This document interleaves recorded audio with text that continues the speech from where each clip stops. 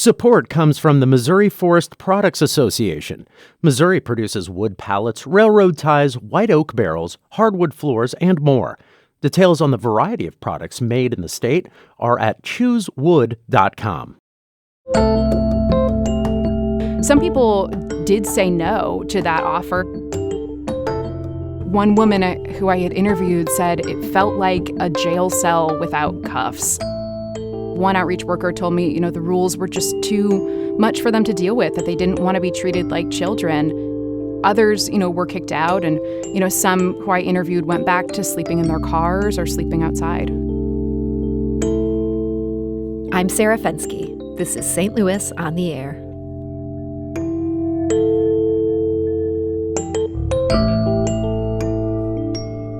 And before we move on, I want to remind you that the biggest source of St. Louis Public Radio's funding comes from listeners like you. Because you value what you hear on St. Louis on the Air, donate today. Go to stlpr.org/donate. That's stlpr.org/donate.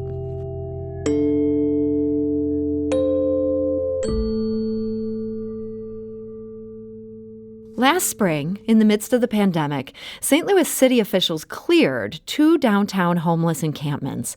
They relocated residents to temporary shelters across the city. Those shelters included hotel and apartment buildings.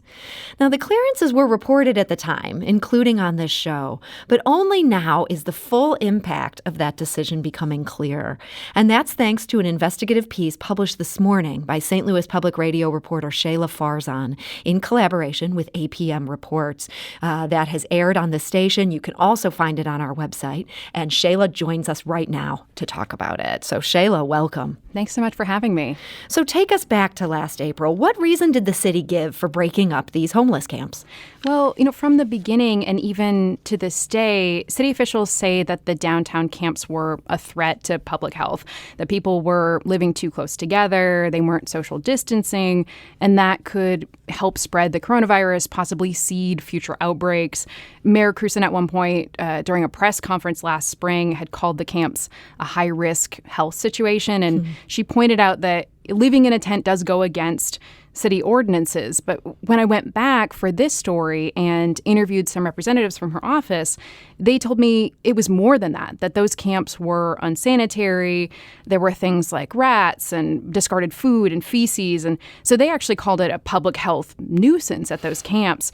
But on the other hand, I had also interviewed a number of advocates, outreach workers, some people who had lived at those camps. And they said, that was actually kind of a self-fulfilling prophecy because the city didn't provide enough services for people at those camps, like porta potties and trash bins.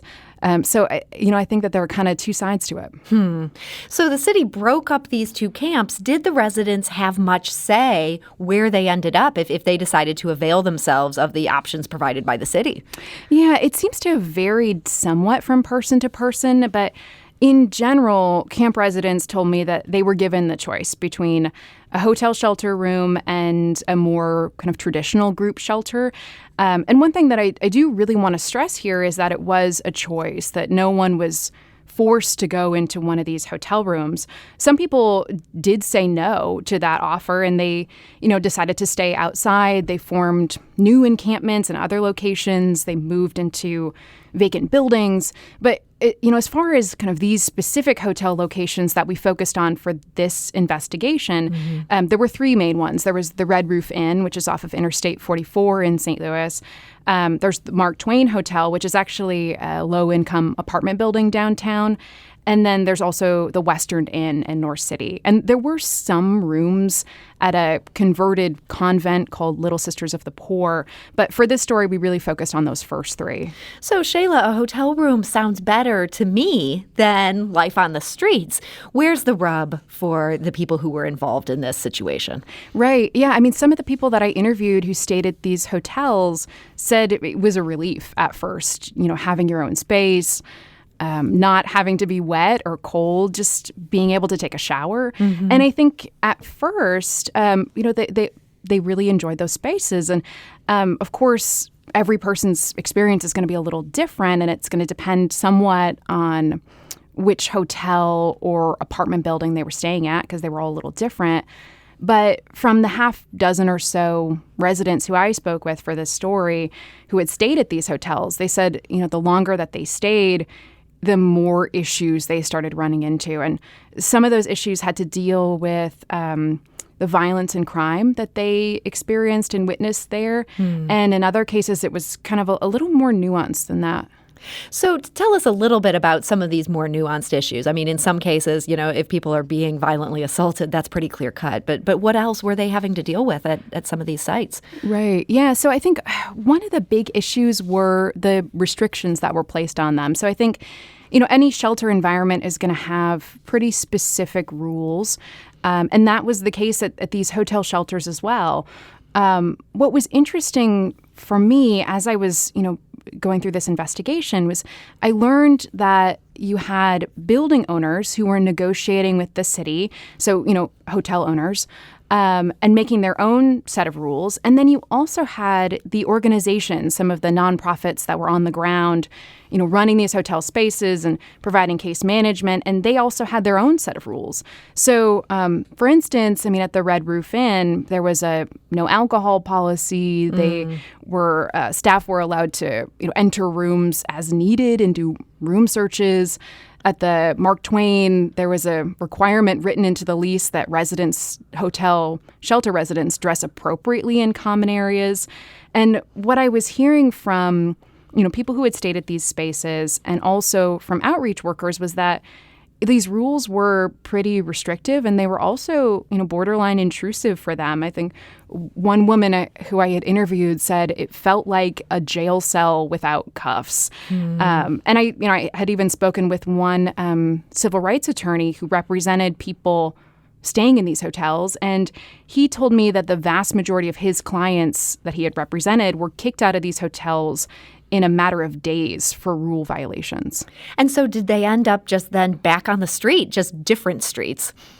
It seems to be that way for most people. So some people left voluntarily from these spaces. One outreach worker told me, the rules were just too much for them to deal with, that they didn't want to be treated like children.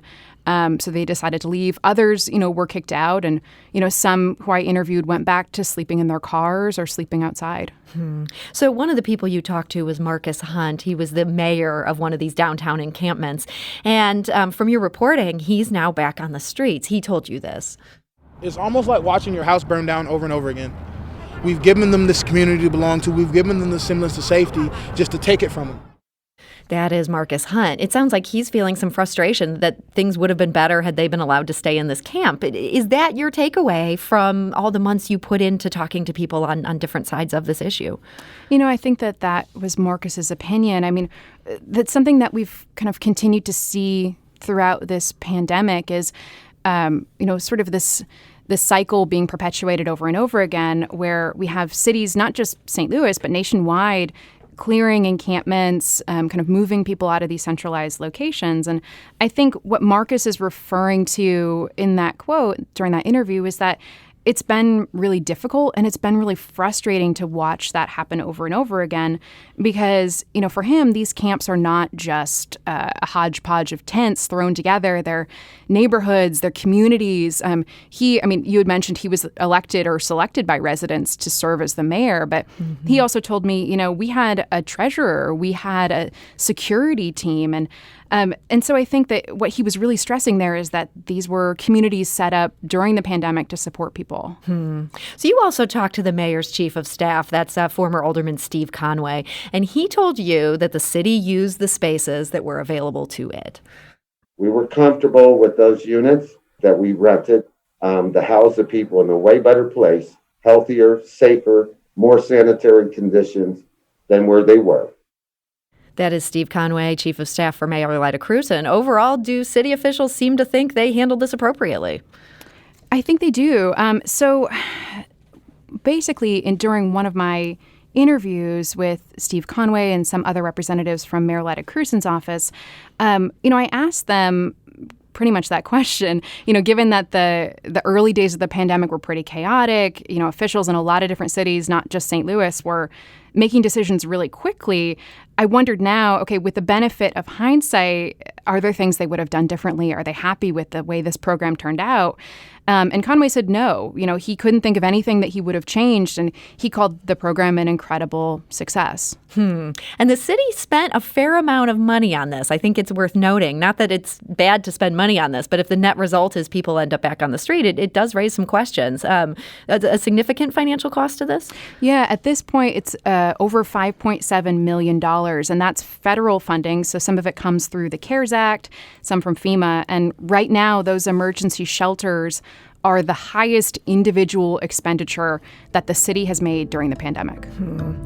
Well, St. Louis Public Radio reporter Shahla Farzan, there is a lot to digest here, and I want to thank you so much for joining us today. Thank you for having me. I want to encourage people, you can check out Shayla's report on our website. That's stlpr.org.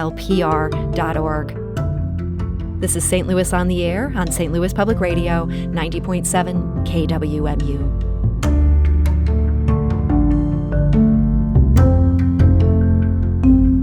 If you learned something new from today's episode, consider leaving us a review and rating on Apple Podcasts on the App Store. It's the easiest way to help people discover our show. We appreciate it. Thank you. St. Louis Public Radio is a member-supported service of the University of Missouri, St. Louis.